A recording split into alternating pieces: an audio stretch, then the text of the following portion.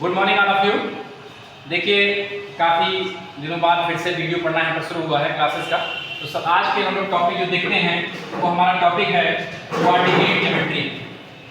Coordinate geometry देखिए इसमें सबसे पहले हम लोग कुछ बेसिक चीज़ जानते हैं कि कोऑर्डिनेट ज्योमेट्री में होता क्या। तो सबसे पहले हम लोग कुछ बेसिक चीज़ जान के तब आगे बढ़ेंगे।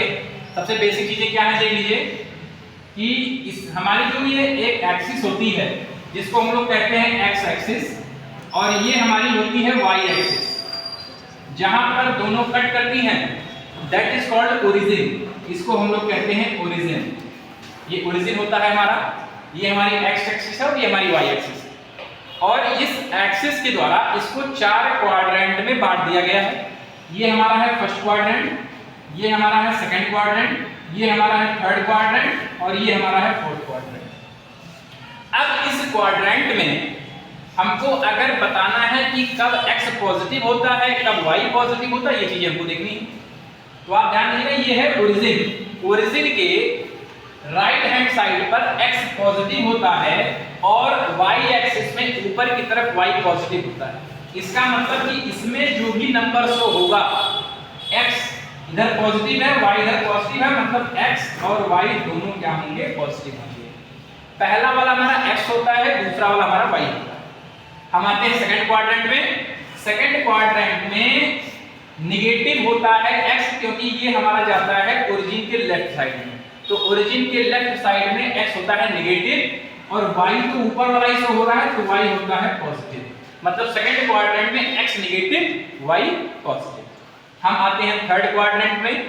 थर्ड क्वाड्रेंट में x होता है नेगेटिव और y नीचे की तरफ शो जो होता है वो भी होता है नेगेटिव, मतलब दोनों होते हैं नेगेटिव।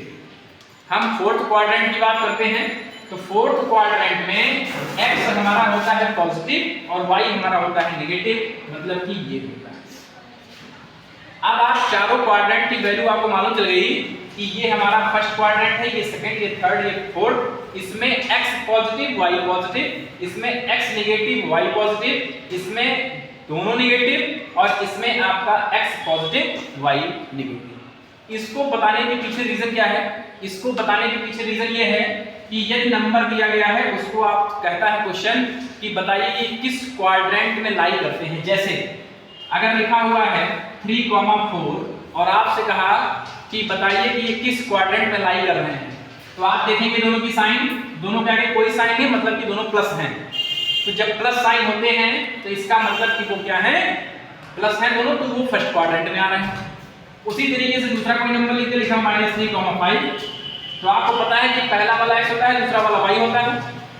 तो ये -3 आपका x है और ये आपका y है, मतलब माइनस और प्लस।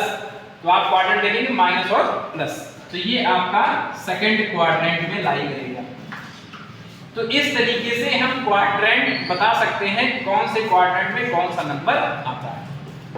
तो ये थोड़ा सा बेसिक चीजें थी जो हम आपको जानना जरूरी इसलिए था कि जब हम क्लास में स्टैंडर्ड में पढ़ते हैं, आगे हम 9th में पढ़ते हैं, 9th जाके 10th में पढ़ते हैं, तो 10th में हमको कोऑर्डिनेट ज्योमेट्री में जो ये सिंपल तरीके से है, इसके अलावा हमको दो पॉइंट के बीच में डिस्टेंस निकालना होता है। तो वो डिस्टेंस हम किस तरीके से निकालेंगे उसके लिए हमको कुछ बेसिक चीजें जानना जरूरी था, इसलिए इसको बताया गया।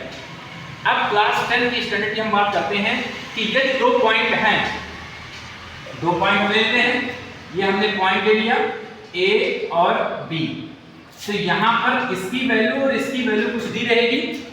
इसकी वैल्यू मान ली दी गई है x1 और y1 और इसकी वैल्यू दी गई है x2 या y2। अब इसका है कि A और B के बीच की डिस्टेंस निकालिए।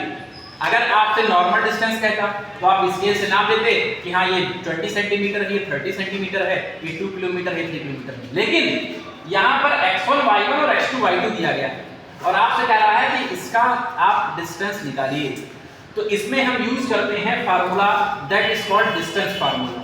अब वो डिस्टेंस फार्मूला क्या होता है इसको हम देखते हैं। तो वो डिस्टेंस फार्मूला हमारा होता है AB √√x2 - x1 का whole square plus y2 - y1 का होल स्क्वायर। इसमें हम वैल्यू पुट करके और डिस्टेंस फार्मूले से हम AB के बीच की दूरी को निकाल सकते हैं। तो ये फार्मूले में हमको रखना है। अब किस तरीके से इस क्वेश्चन को हम सॉल्व करेंगे इसको आपको नेक्स्ट वीडियो में बताया जाएगा। तब तक ये सारी चीजें आप रिवाइज करिए। Thank you.